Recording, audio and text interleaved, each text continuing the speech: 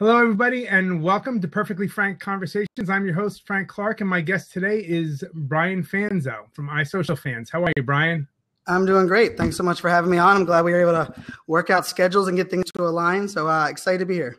I'm excited to have you, and thanks so much for agreeing to be on here. I know you got a very busy schedule, and you're doing a lot of different things. It's kind of exciting to watch you out here in the Blabosphere and other places since I've started following you. You've done some really cool things, and I'm excited to share that and give chance for people out here watching to get a chance to know you a little bit better. It sounds good. Yeah, I have the luxury right now of I've definitely changed my philosophy and focus, and a lot of what I do for brands and on a daily basis is not only working well for my business, but it's a heck of a lot of fun. So I'm happy to share the stories and hopefully get more people on the bandwagon towards some of the fun things I'm doing, in this space. Absolutely. So you're I see from your profile, the Chief Social Media Officer for My Channel Inc. Is that your own brand, or is that a group of partners? What is that? Yeah, so I'm actually representing a little bit today. I have a sticker from my daughter's fun run that I had to jump to earlier. My Channel is a company that actually I just came on board in January, and they're leveraging social video to really drive employee engagement, collaboration, and trust inside enterprise companies. So doing some cool things. It's a mobile app as well as a enterprise plugin. So we're working on a lot of the product right now, have a couple of clients and customers already lined up. So they brought me on board to kind of link the social side, the live streaming side, and the collaboration side. So it's a heck of a lot of fun. More things to come for sure from that company and what I'm doing over there. Fantastic. And then your primary brand, iSocialFans. Tell us a little bit more about what you do with iSocialFans and all that you do in terms of staying on the cutting edge and helping people stay on the cutting edge of social media developments. Sure. No. Yeah. So, I introduce myself as a change evangelist, and what that really means is, I like to help brands, people, thought leaders, enterprise size companies down to small brick and mortar companies, really embrace change. And when I say change, I don't mean just change for change's sake, but really how they can integrate social media, live streaming, technology, collaboration tools. And oftentimes it ends up being you're probably removing more technology than most people would think, because I'm one that tests out. I'm an early adopter for a lot of platforms, and I'm also the partner in Backlamp, which is the company that Ryan Bell, who founded the Periscope Summit, him and I came together really to help brands build strategies to embrace these new age technologies like Snapchat, like Blab, like Periscope. So I got to, I did 20 hours of Blab at the Super Bowl a couple weeks ago. Yeah, I was in Ireland last week. Yeah. Yeah, lots of content, lots of fun. Working with Applebee's on integrating Periscope, working with some small businesses as well as thought leaders. So it keeps me busy, but it's a lot of fun because I think everybody has a story to tell. A lot of the times it's just about their mentality and mindset to embrace change. So that's kind of where I come at. So I want to talk about that because that's a big theme that I talk about often on my show, all about entrepreneurship and business, which is story. I mean, everybody's got a story to tell. When I talk about raising capital, there's it's all about the story. I mean, the most important thing is the story. Now, the story isn't, just like, Little Red Riding Hood. It's like, how you built the management team, how you came up with the idea, how you came up with the marketing strategy, where you're going with it. So it all fits into a story, and the story is what people want to sell. So tell us a little bit about how you help people like refine and get their story heard in a crowded social media world. Yeah, I mean, there's no doubt right now we're living in probably the most crowded digital times you can imagine.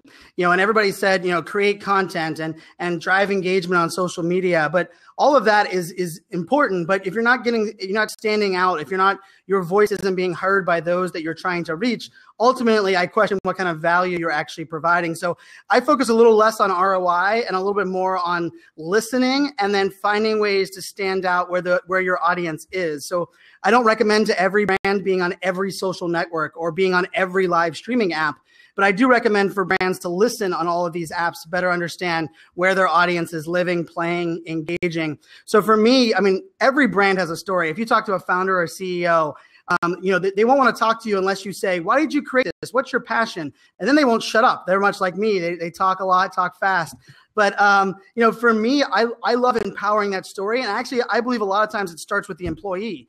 Your employees are your best storytellers, are your best marketers, are your best salespeople. But oftentimes we forget that, and we kind of forget how powerful it is having, even if you have 3 employees, that's 3 more people sharing your message, your value proposition, and your story. So for me, a lot of what I comes down to is it's kind of a new form of employee advocacy, where really it's more like employee empowerment to tell their story. Right. And it's so important, and I agree absolutely with you that, your employees are great advocates for telling your story, but it's not just your employees. And it's incumbent on you as the CEO, the thought leader, the leader of the enterprise, whatever it might be, whether it's a not-for-profit, a for-profit, or just a simple one-off project. You've got to create sort of that raving fan, right? And you've got to train them how to tell your story so that when your story comes back through that channel, that they're following the script and staying on script with what the story needs to be. Because so many times, in especially in social media, but it's like a big game of telephone where the story comes back to you is not the story that went out, and you're sitting there wondering like what went wrong. So it's important to craft that consistency in that scripting so that people are getting, kind of like the accurate story on a consistent basis across social media. Well, yeah, and there's 2 things that I believe are illusions, and I talk about them a lot on stage now. I think perfection and control are both an illusion that brands can't really think of. More now it comes down to education. How do I educate people on what my story is? And if you're listening to this, I don't care if you have 5 employees or 5,000, I ask you to ask 5 different employees in 5 different departments what the brand story is, what the brand value is. My guess is they're all going to say something different. And the key is understanding how you educate them, how you bring that story. And oftentimes your story isn't what you think it is if you're in the C-suite and you think, well, everyone's sharing my story. Everybody knows that we're great at doing A, B, and C. Well, I question if everybody knows that, because once everybody knows that and you set them up with trust, and I have my philosophy is the 3 T's, and it's called trust, training, and tools. And it's in that order. Too often we throw tools at a culture or a people or a story problem, and it doesn't fix it, and we blame the tool. And I like to think let's start with trust, trusting our employees, trusting our message, trusting our value proposition. Then let's train them. And then let's implement a tool that allows them to scale and deliver that at a wider margin. And so for me, it's less about controlling the message. It's more about educating the message and then helping empower our employees, empower our influencers, empower our partners, empower our customers to help tell our story. But if you don't start with trust and you don't start by educating the group on exactly what that story is, you'll never get one mission, one focus, and ultimately drive one value proposition for your business. Yeah, and I think, from the perspective of the leader, you've got to start with a compelling vision, right? It's got to be an absolutely compelling vision, and the stories come out of that compelling vision. But if you're crystal clear on what that compelling vision is, then that story or variations of the story are going to come through the essence of the story, because they're all going to understand and know that they've got to capture that vision. So I've heard, for different companies that I've been involved with, I'm a serial entrepreneur also, the story come back from different channels, and it's just like, really, where'd you hear that from? It's like, we put out a certain message and all of a sudden it gets twisted in the game of telephone, and it's coming back in a totally different way. So it is important to listen across channels, but I think you've got to start with that vision, because the vision is what you want to come across through the stories. No, I couldn't agree more. The vision's extremely important, but also I think there's a difference between broadcasting your story and being a storyteller. And the big difference to me is storytelling requires listening, right? I think we blast out our messaging, we put it on a billboard, we market to everybody, but we forget to listen. Is that message even relating? And I have a saying, I use it on live streaming, but it works so well and everywhere. Nobody will ever complain that you're helping too much or providing too much value. The problem is we will complain if you're selling at us and you're targeting us and you're not providing value and you don't relate to us. And I think too often we forget the importance of the listening, letting people know they're heard, and then coming back and refining that mission, refining that passion, refining that story, because ultimately value is determined by your audience, not by you and your message out the gate. Absolutely. You could add to that list, based on what you just said, that nobody's ever complaining that you listen too much or that you're listening too well, right? Very much so.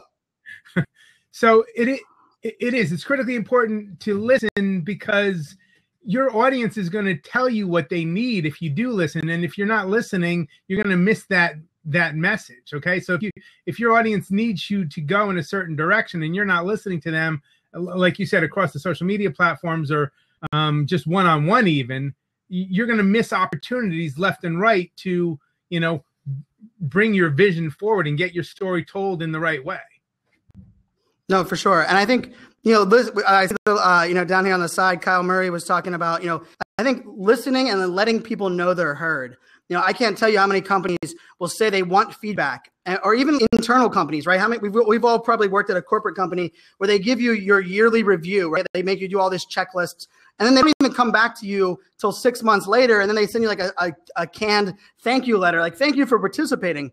Well, if you don't let your audience know that they're heard, why the hell would they keep contributing? Why the hell would they think that their message is actually going to make a difference? And it's amazing to me, simply saying, thank you for your feedback. We're going to add it to our roadmap. We'll let you know how things are going. Something like saying that, rather than not saying anything at all, is the difference between keeping an advocate and keeping someone giving you feedback versus someone going, well, I'm never going to listen to them. I'm going to unsubscribe to their email newsletter, because they never listen to me. And you don't have to know. I think that's the problem on social. We all feel like if you engage, you have to have the answer. And I actually think it's the other way around. If you engage, all you really need to do is let people know they're heard. And ultimately you care about deciding or finding the answer.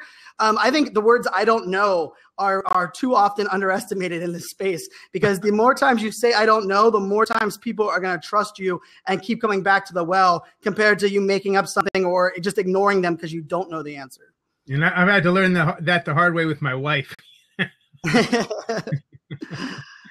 So, I agree. So I don't know is very, very powerful, because you can't know everything, but people do want to know that you're engaged with them, that you're listening to them, that you're responding to them, that they're, that they at least have an opportunity to be heard by you and have their feedback incorporated. Otherwise, like you said, why bother? Why should they continue to follow you, subscribe to you across platforms, etc.? So yeah, I think the word access is one that I think you'll probably hear a lot more coming from me in 2016. The reason I love Blab, the reason Snapchat to me has some very fun value in, is it's the ability for us to give access to people, products, places, experiences that we've never been able to share before until our mobile devices became as powerful as they are. So I'm excited to see the growth of the word access being used across all channels, all industries. You said people, products. The third one blanked out on my. People, products, services, or even just experiences. I'll be at South by Southwest next week, and so much of what I'm sharing is just the experience that I'm actually, I'm actually able to, be a part of. And by sharing that experience, I'm able to connect people in worlds that would have never been able to do that before. I think sharing that's powerful. Okay. And I'd add to your people, products, and maybe a refinement of the people is the personalities. Because what I find what's great about being out here on Blab is that, okay, I could watch you doing a speech at a conference, let's say like a South by Southwest or one of these social media week or summit types of things, and I'm going to get a sense of who you are from your presentation and what you're talking about. But that's going to most likely, because you're a professional, it's probably something that you've rehearsed, you've prepared slides for, you've got things that you want to discuss, and you're talking about something very, very specific in a narrow frame.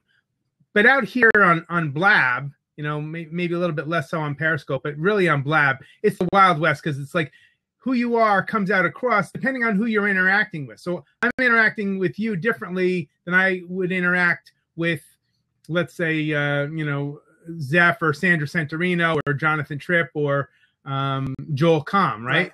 Because those people have different personalities. So my personality, I'm going to reflect more off of what they're giving up. So it creates a whole dynamic whereby you get to really get a sense of what this person is really like. Because, you're seeing them in real conversations with real people across this platform, and you're getting a sense of that personality that just is not going to come across as clearly as it would in a text. No, I couldn't agree more. It's that raw and real, right? Raw and real is powerful. And I think it's scary, but at the same time, once you get over the scary side of it, you start to realize that, if your sound doesn't work or your microphone's messed up or the internet's going in and out, that's stuff that we all live with day in and day out. People no longer seek perfection. They actually seek that raw element so they know what's going on in people's world. Right. So, guys, I just want to full disclosure here. we're tight on time. Brian had something that he had to get to before, which is unavoidable. That's fine. I've got something that I've got to get to at 2:30, which is a meeting for Startup Con Live that we're launching next week. So I've got a team meeting for that at 2:30. So I want to get as much in as we can in the next 15 minutes. If you've got questions, please type /Q space and your question so we can ask a question to Brian. But Brian, one of the things I want to cover with you, and you cover so much, and I've watched you with the Super Bowl interviews that you're doing. Like, what are your go-to resources for staying current on what's happening in social media so that you can bring that to your audiences and your clients? Oh, good question. There's so much going on. Good question. So, I love Twitter lists. So I use a lot of private Twitter lists to filter and organize my followers into like very small groups, sometimes as small as 50. Usually try to keep them under 150 on my private groups. And I keep those news feeds up because those are, I do like, I break it down to like, these are Internet of Things thought leaders. This is cloud computing thought leaders. And that way I can really finite the noise. And then I also use, I think for me, Flipboard is my number one tool for consuming content. And it's because I've been using it for 2 years. I thumbs up and thumbs down content. I add content into it daily. And so what Flipboard allows me to do is it allows me to consume in about 30, I spend about 30 minutes a day, usually in the morning, consuming everything that I've either flipped in there throughout the other days or what other people have flipped in there. And what I mean by that is I don't really ever go to any website. And it's no offense to anybody's personal websites, but their website content comes to me in a magazine form in this app called Flipboard on my iPad. And it's on my iPhone as well. And I simply flip through. And if something catches my eye or if I see a bunch of friends are talking about it, I click on it, I consume it. But really, Flipboard has turned into my one-stop shop of 30 minutes of consumption of content. Oh, wow, that's great. I didn't realize it was, I've seen it on the, we've got the iPad. I've seen it there. I've never used it, literally never used it because I just saw it as a magazine. It's like the last thing I need is another distraction, right? Right, and I tell you, but I'm gonna, like there's lots of RSS feeds. I use RSS in my buffer feed to share it to social. But what Flipboard does really well is it aggregates based on it dynamically serves you up with content based on your reactions and your responses. So if you all of a sudden read a lot of blog posts about, let's say, startups, then all of a sudden it's going to serve you up more content via startups and serve you up less content around enterprise tech. And so you can put things in there like Forbes and Wall Street Journal and all of these resources. But because it kind of dynamically shapes it, I spend a lot less time filtering the noise. But Flipboard does take a little bit of effort to put it once you get it started, because you have to start saying, no, I didn't like that, or yes, I did like that. But as you get in the flow of it, to me, I can oftentimes I can probably flip through 4 pages, which is, I would say, roughly 16 blog articles. And 4 of those 16 I want to read, I want to consume, and I usually end up sharing on the social media as well. So, that's a pretty good return on the amount of time that I spend. Great. 25%, that's fantastic. So Twitter lists, Flipboard, are there any other resources, go-to resources that you use to stay up to speed? I like to say, it's crazy to sound, but I've refined my Facebook feed very much so. I use Robert Scoble's kind of lesson on liking and then unfollowing stuff that you don't like in your Facebook feed. So for me, my Facebook feed is actually full majority of the time with stuff I actually want to consume. So surprisingly enough, I actually spend a lot of time inside of my Facebook feed on, I call it pockets of time. And, if I'm sitting at the doctor's office or I'm even in traffic at the red light, I'll flip down and look at my Facebook feed. And usually more times than not, it's a good blog post or it's an article or it's a blab that someone's going to be on. So I use that, my Flipboard, my Facebook feed. If you would have asked me a year ago, if I found value in Facebook, I would have said, hell no, it's created with all this stuff. I never know what the hell is going to be showing up. It's 3-day-old content. But I spent some time unfollowing and then liking stuff that I wanted to see more of. And now my Facebook feed is, for me, it's Twitter lists, Flipboard, and my Facebook feed are my 3 go-to places for consuming content. All right, that's awesome. Thanks. That's very helpful. And for listening to, let's say, your clients or your audience, is it the same kind of platforms, or do you have a different approach? Like, obviously you got to be checking emails, you got to be checking, incoming messages from wherever they're coming in, Twitter or Facebook, etc. But what is your preferred method of getting feedback from your audience or from listening for your clients, let's say?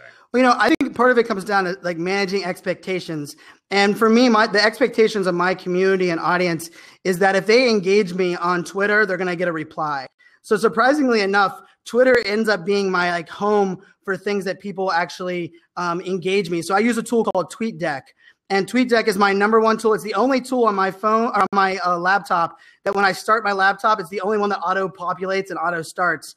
And it's a feed that's owned by Twitter. It's for only Twitter, but it allows me to segment my Twitter feed into different columns.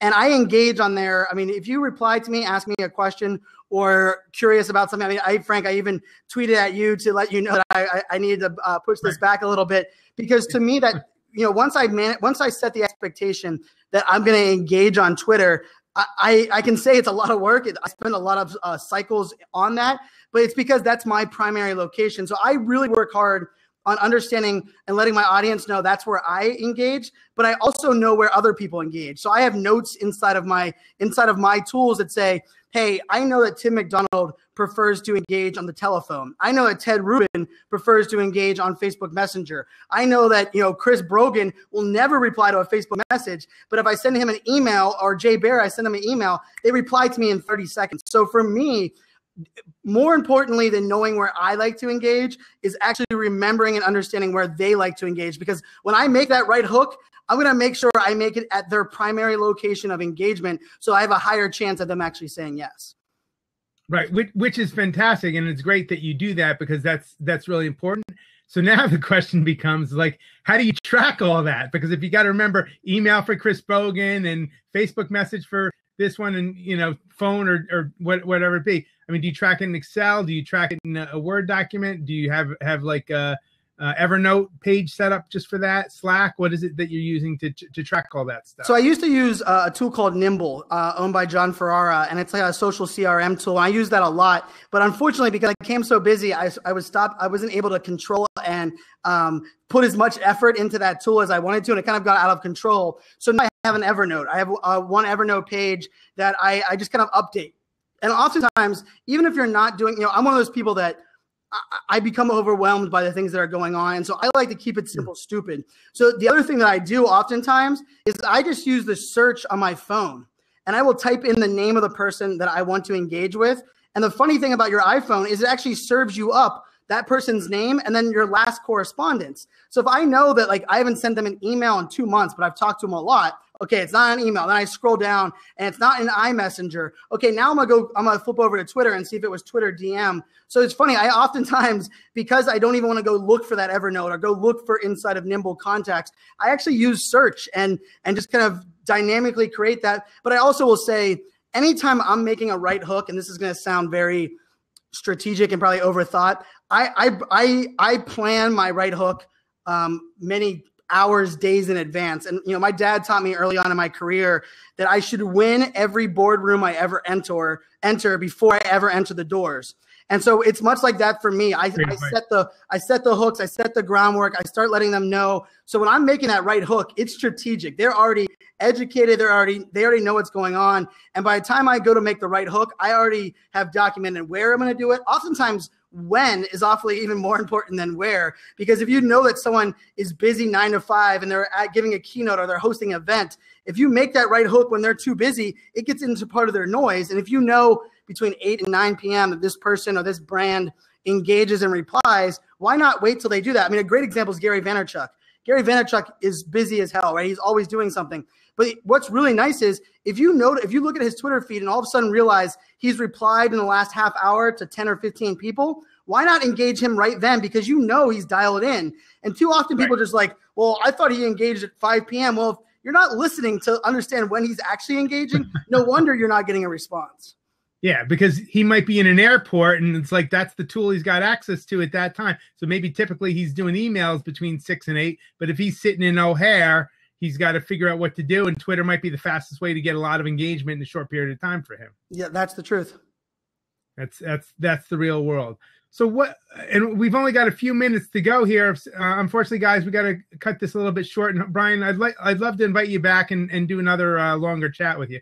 But I want to get maybe like your your quick, best 3 or 4 strategies for building your business using social media. And I know that's a tall order, but if you're talking to somebody who's, a client trying to like get heard in a noisy world right now, what are your top 3 or 4 that you would go to for that client? So I think out of the gate, I think the first thing you do is you step away from the questions like, what social network should I be on? What technology should I be on? We need to take a step backwards and let's eliminate the technology, eliminate the social network. And let's go back and understand, what is your business goals? And my favorite question to ask, and I challenge you to ask it every single day, is what does success look like? Because if you start with understanding what success looks like and reverse engineer your way back, you don't have to ask your question, what network to use, what way to deliver it, because you understand what success looks like. But I think too often people build a strategy without success in mind. And I think that to me is something that we often forget, or we kind of don't start with. So I like to say, hey, okay, what's the story we want to tell? What's the message we want to convey? And what does success look like? Is it word of mouth? Is it driving sales? Is it getting signups to a webinar? Because each one of those things require a different action and a different strategy on social media. Unfortunately, we try to use the exact same strategy to get email signups as we do to make a product sale, as we do to get people to come to an event offline. And if success is different on all 3 of those, why the hell would your strategy be the same on all 3 of those? So I think generally answering that question, I think you start off by asking what success is. And then another thing I love to do is to say, what problem am I solving?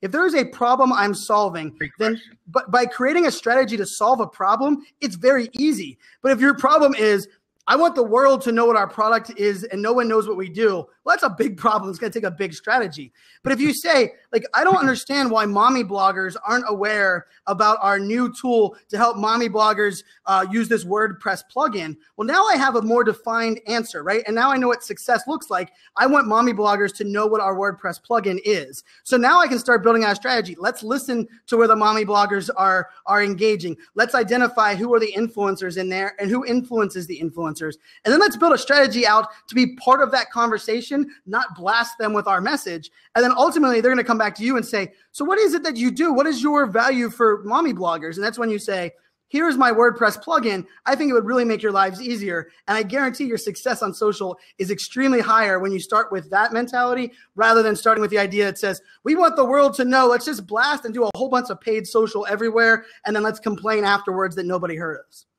Exactly. And that is absolutely spot on. I always ask when I'm working with clients, like, what is your outcome? What is it that you want to accomplish? Where are you trying to get to? Because let's start from there and build backwards. That is, and that also shows that you're listening to what their real needs are and helps them unpack where they're trying to get to. But I love that question. Like, what does success look like? That's a brilliant way of asking the question. So we've only got like a minute or 2 left here. I want to ask, first of all, I want to give you an opportunity for people to find you, follow you, learn more about you. What is the best way for people to get in touch with you? Well, your first question was, how do I help people stand out from the noise? And I said listening, but I think consistency is more important than anything else.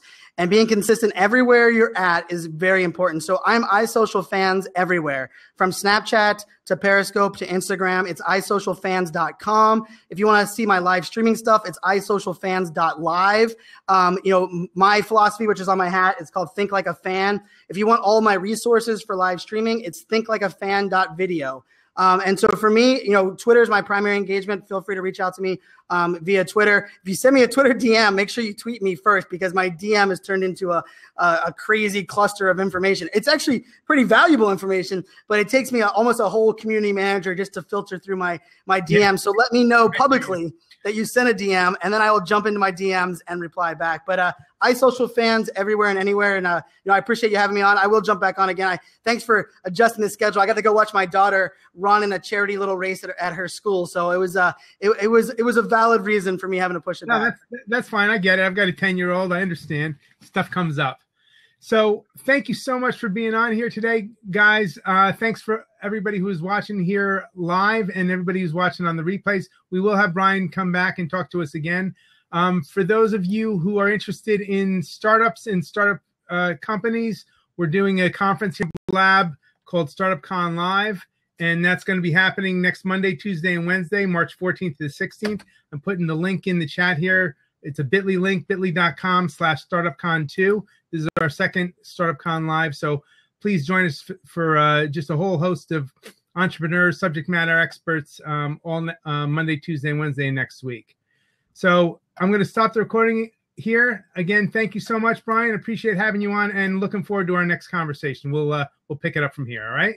Sounds good. Cheers. Cheers.